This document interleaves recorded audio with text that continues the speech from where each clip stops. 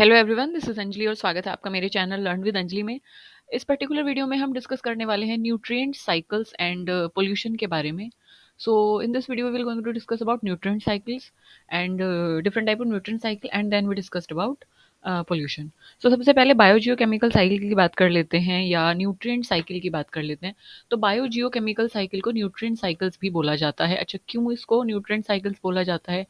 Nutrient cycle is basically that cycle या substance का turnover एक साइक्लिक फॉर्म में। किसी भी सब्सटेंस का जब साइक्लिक फॉर्म में एक तरीके से टर्नओवर होता है या वो मूव करती है, वापस से उसी जगह आ जाती है जहाँ से वो स्टार्ट हुई है, तो उसको साइकिल बोला जाता है। और यहाँ पे हम बात कर रहे हैं न्यूट्रिएंट्स के बारे में। सो आगे आगे हम न्यूट्रिएंट के बारे में भी पढ़ेंगे कि किन न्यूट्रिएंट के बारे में हम बात करने वाले हैं। सबसे पहले बात कर लेते हैं डेफिनेशन की। एक बायोजियोकेमिकल साइकिल या न्यूट्रिएंट साइकिल किसी भी सब्सटेंस का टर्नओवर और साइक्लिक फॉर्म में उसका मूव करना होता है। It is a cycling of substance is a pathway by which a chemical substance move through biotic यानी बायोस्फीयर टू द अबायोटिक यानी lithosphere, atmosphere and hydrosphere compartments of the अर्थ।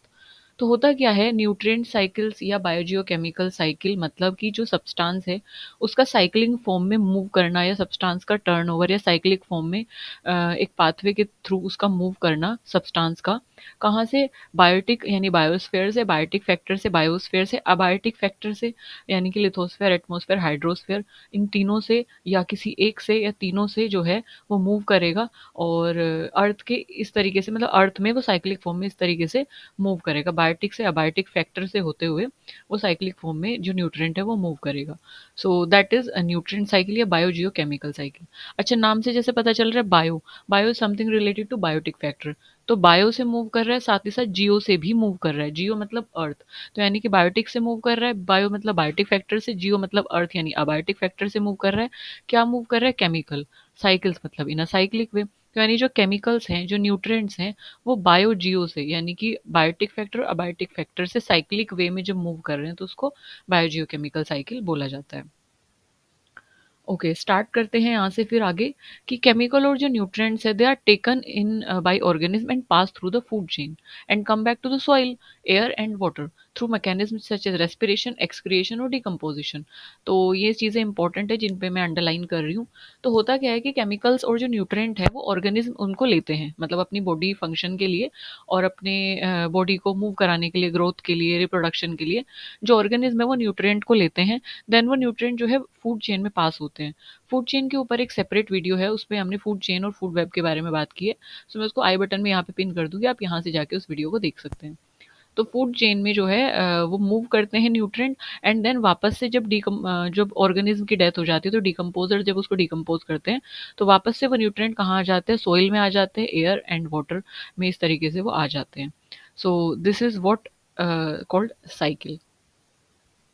अब जो cyclic exchange है ना material का between living organism और non living organism, उसी को बोला जाता है बायोजियोकेमिकल साइकिल। तो ये सबसे बेसिक सी डेफिनेशन हो गई कि किसी भी मटेरियल का, किसी भी न्यूट्रिएंट का साइक्लिक एक्सचेंज जो है अबायोटिक फैक्टर और बायोटिक फैक्टर यानी कि लिविंग ऑर्गेनिज्म और उनके नॉन लिविंग इन्वायरमेंट में जो साइक्लिक एक्सचेंज है मटेरियल का, उसी को बायोजियोकेमिकल साइकिल कहा गया है। सो लगभग लगभग मोर देन 40 एलिमेंट्स रिक्वायर्ड होते हैं हमारी लाइफ प्रोसेसेस को रन करने के लिए। तो जैसे कि प्लांट है, एनिमल है, तो उनकी प्रॉपर ग्रोथ के लिए, उनके डेवलपमेंट के लिए, उनकी लाइफ प्रोसेसेस को चलाने के लिए, उनको रन करने के लिए, मेटाबॉलिक प्रोसेसेस को रन करने के लिए हमारी बॉडी में लगभग लगभग मोर देन 40 एलिमेंट्स की रिक्वायरमेंट होती है। अब उसमें से भी 40 तो हमें ज़रूरत है, मतलब इतने सारे एलिमेंट्स हमारी बॉडी को रिक्वायर्ड होंगे हमारे बॉडीली फंक्शंस के लिए। बट उसमें से भी ऐसा नहीं है कि 40 के 40 जो एलिमेंट्स है वो मेन एलिमेंट है या इसेंशियल एलिमेंट है। तो उसमें से मोस्ट इंपॉर्टेंट एलिमेंट या इसेंशियल एलिमेंट जैसे कि carbon, hydrogen, oxygen, phosphorus, potassium, nitrogen and that sulphur, calcium and iron, magnesium, boron, zinc, molybdenum, cobalt, iodine, iron और ये chlorine. So these are the elements जो कि मोस्ट इंपॉर्टेंट या essential element बोला गया है।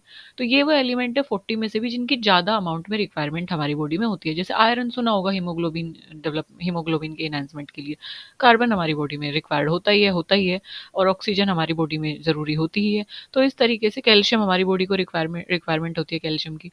सो ये सारे एलिमेंट क्या होते हैं? इसेंशियल एलिमेंट बोला गया है।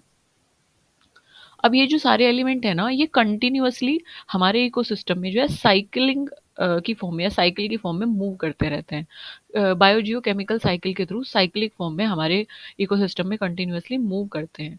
तो ये जो न्यूट्रेंट है ना, या मैटर जो है, वो dead remains of organism are recovered and made available to producers by decomposers. अब डिकम्पोजर्स के द्वारा ये जो एलिमेंट्स हैं या ये जो न्यूट्रिएंट्स हैं, ये वापस से अवेलेबल कराए जाते हैं डिकम्पोजर्स के द्वारा। यानी कि ये वापस से डिकम्पोजर्स के द्वारा प्रोड्यूसर्स को वापस से अवेलेबल कराए जाते हैं। क्योंकि प्रोड्यूसर जो है फूड प्रिपेयर करेंगे, किससे प्रिपेयर करेंगे? लाइक बेसिक सब्सटेंस या नॉन ऑर्गेनिक सब्सटेंस या सिंपलर सब्सटेंस, जैसे कि वाटर है, कार्बन डाइऑक्साइड है। तो ये सारे न्यूट्रिएंट है, प्रोड्यूसर्स को अवेलेबल कौन कराते हैं? Nutrient from the matter that remains organise by the decomposers. Decomposers इनको अवेलेबल कराते हैं। सो इसीलिए ये बोला गया है कि जो न्यूट्रिएंट है वो हमारे इकोसिस्टम से लॉस्ट नहीं होते हैं। मतलब ऐसा नहीं है हमारे इकोसिस्टम से न्यूट्रिएंट जो है वो खत्म हो जाएंगे या चले जाएंगे, चले नहीं जाएंगे, बस वो बायोटिक से अबायोटिक, अबायोटिक से बायोटिक फैक्टर में मूव करेंगे। ठीक है, सो लॉस्ट नहीं होंगे वो इकोसिस्टम से। सो ये बात बोली गई है कि जो एक्सचेंज है न्यूट्रिएंट का between organism and their environment, environment और उनके ऑर्गेनिज्म के बीच में जो एक्सचेंज है न्यूट्रिएंट का, वो एक इसेंशियल एस्पेक्ट हो जाता है इकोसिस्टम का। मतलब जो न्यूट्रिएंट है वो रिक्वायर्ड होंगे सभी लिविंग एंटाइटीज के लिए। तो न्यूट्रिएंट का वापस से उनकी बेसिक फॉर्म में होना, वापस से उनकी ग्राउंड फॉर्म में होना या न्यूट्रिएंट पूल में होना। अच्छा, एक और चीज़ बता देती हूँ मैं, जो सॉइल है ना उसको न्यूट्रिएंट पूल भी बोला जाता है, NP, nutrient pool.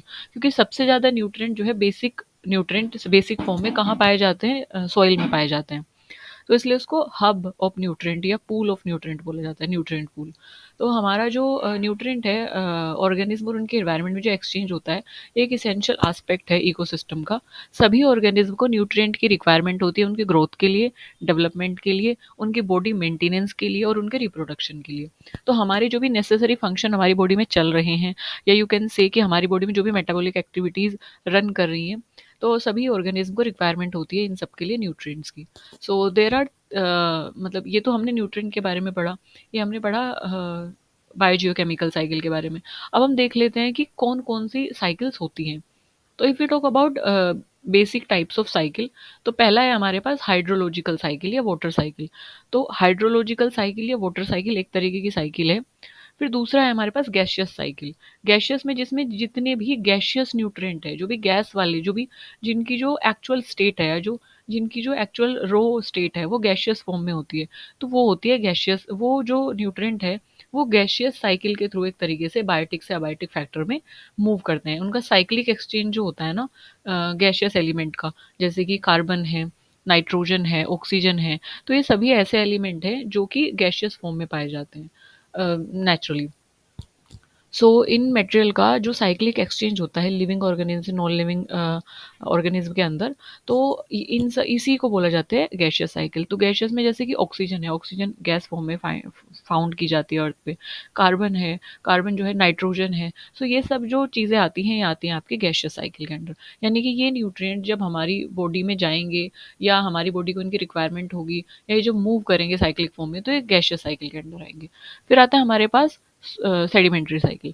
Sedimentary something, जो भी ऐसे एलिमेंट्स हैं जो कि रॉक्स में पाए जाते हैं, चट्टानों में पाए जाते हैं और सॉलिड स्टेट में पाए जाते हैं, तो उन एलिमेंट्स को आप बोलते हो लाइक वो एलिमेंट आपके सेडिमेंट्री साइकिल के अंदर आते हैं। तो यानी कि वो साइक्लिक एक्सचेंज होगा उसको सेडिमेंट्री साइकिल बोला जाएगा। जैसे कि फॉस्फोरस है, sulphur, calcium, they are present as sediments in the earth. क्यों?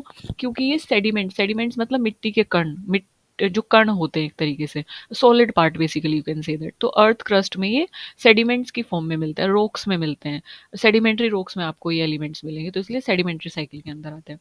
तो बेसिकली अगर मैं इसको और सिंप्लीफाइड वर्जन में एक्सप्लेन करूँ, तो आप इसको ऐसे याद रखेंगे, ये वाली जो साइकिल है वाटर साइकिल यानी लिक्विड फॉर्म में, ये वाली जो साइकिल है वो गैसियस फॉर्म में, और ये वाली जो साइकिल है वो सॉलिड फॉर्म में।